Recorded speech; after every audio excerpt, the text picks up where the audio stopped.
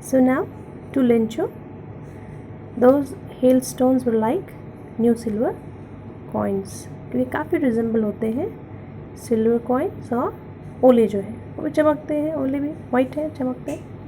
The boys, exposing themselves to the rain, ran out to collect the frozen pearls. Frozen pearls here means hailstones. ओले छोटे बिल्कुल कैसे नज़र आते हैं? पर्ल्स. पर्ल्स मतलब मोती जैसे. तो जो बच्चे हैं उसके बहुत खुश होते हैं, वो घर से बाहर भाग जाते हैं फटाफट उन ओलों को, उन फ्रोज़न पर्ल्स को इकट्ठा करने के लिए. It's really getting bad now. It's Lencho's expression. Lencho जिस पे घर की रिस्पॉन्सिबिलिटी है, जो जानता था कि hail stones could be destructive to his crops. बच्चे तो इससे इग्नोरेंट है. To them it's like pleasure to collect those hail stones. But father, now he is worried about this. He says to his wife, "It's really getting bad now," exclaimed the man. The man here means to Lencho.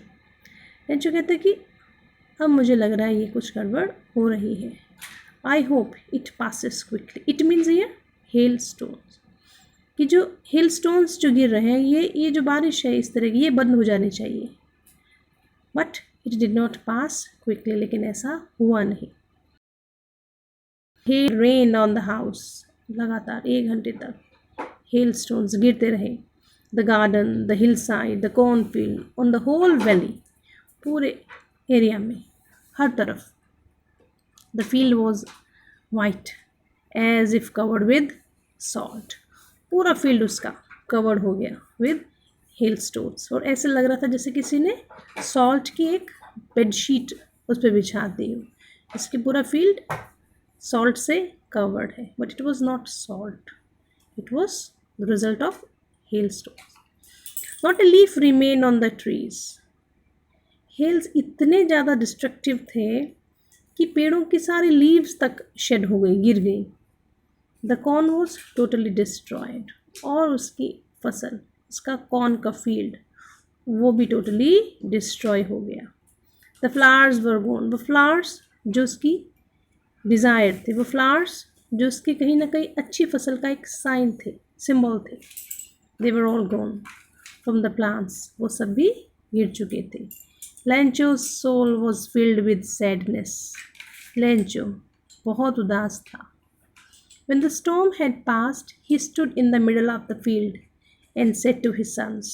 बारिश ख़त्म हो गई, बंद हो गई, और ये सब डिवास्टेटिंग साइट तो देख रहा था, और फील्ड में जाकर अपने बच्चों को कहता है, अपने सन्स को कहता है, a plague of locusts would have left more than this. Plague of locust. Locust? Locust are the insects which fly in big swarms. Swarms means groups, जिन्हें हम टिड्डी बोलते हैं. जब लोकास्ट्स आती हैं तो पूरे के पूरे फील्ड ही डिस्ट्रॉय कर देती हैं, ख़त्म कर देती हैं, खा जाती हैं, चट कर देती हैं. पाकिस्तान में काफ़ी लोकास्ट्स का हमला होता है, अक्सर हम लोग न्यूज़ में सुनते हैं. रिसेंटली भी एक ऐसा वीडियो आया था. कि अगर लोकास्ट्स यानी कि टिड्डियों का भी अगर हमला मेरे फील्ड पे होता तो शायद वो भी कुछ छोड़ जाती, लेकिन इस बारिश ने, इस हेलस्टोन्स की जो रेन है, इसने कुछ भी नहीं छोड़ा. The hail has left nothing. This year we will have no corn. So हमारी पूरी क्रॉप डिस्ट्रॉय हो गई है. We had nothing left with. That night was a sorrowful one and obviously for a farmer. उसको बहुत दुख होगा, और उसकी फसल ख़राब हो जाती है, बर्बाद हो जाती है, पूरी उसके साल की मेहनत है उसमें. All our work for nothing. So हमारी मेहनत सब बेकार गई. There is no one who can help us. कोई नहीं जो हमारी हेल्प कर सकता है. We'll all go hungry this year. हम सब इस बार भूखे रहने वाले हैं. Now see some old comprehension work is for you children. These answers you have to find out by your own. और ये आंसर्स आप अपने नोटबुक में wherever you get space, पुरानी नोटबुक्स होंगी इंग्लिश की आपकी, उनमें आप लिख लीजिएगा. कुछ पेजेस पड़े होंगे, उसको कलेक्ट करके लिख लेना, ठीक है. और सेकेंड वीडियो में आपको I will send you soon. Stay home, stay safe.